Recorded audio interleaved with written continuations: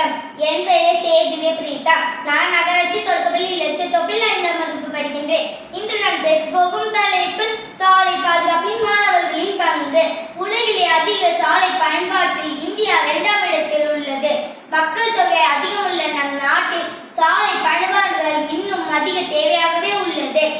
அரசாங்கம் 1974ஆம் ஆண்டு மோட்டார் வாகனத்துக்குரிய சட்டம் கொண்டு வந்தது.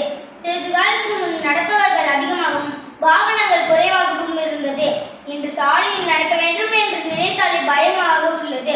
அந்த அளவு வாகனங்கள் அதிகரித்து விட்டது. சாலை இருபுறமும் வெள்ளிக்கோட்டை தாண்டி குறிப்பிட்ட இடத்தில்தான் வாகனங்கள் நிறுத்த வேண்டும் என்பது விதி. ஆனால் வாகனங்கள் நிறுத்திவிடம் போக மீதி இடத்தில் மற்ற வாகனங்களும் நடப்பவர்களும் செல்ல வேண்டியுள்ளது. அரசாங்கம் சாலை விதிகள் பற்றி எந்த அளவு விழிப்புணர்வு கண்டு வருகின்றவோ அதைவிட பல மடங்கு சாலை விபத்து நடக்கின்றன.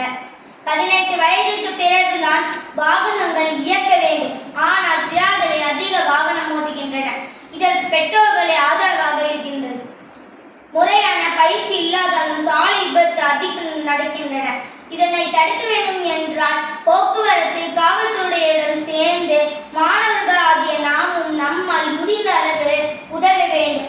பள்ளிகளின் மாணவர்களுக்கு சாலை விபத்து சாலை பாதுகாப்பு பற்றி விழிப்புணர்வு ஏற்படுத்தும் விதமாக சாலையில் எவ்வாறு செல்ல வேண்டும், போக்குவரத்து விதிகள் பற்றியும் ஓட்டுநர் உரிமை பெற்ற பிறகு வாகனம் ஓட்டுவேன், வாகனத்தில் செல்லும் போது சீல்பெல்ட் அல்லது ஹெல்மெட் கட்டாயம் அணிவேன் என்றும் முடிந்தவரை மற்றவர்களுக்கும் விழிப்புணர்வு ஏற்படுத்துவேன் என்றும் உறுதிமொழி கொள்ள வேண்டும்.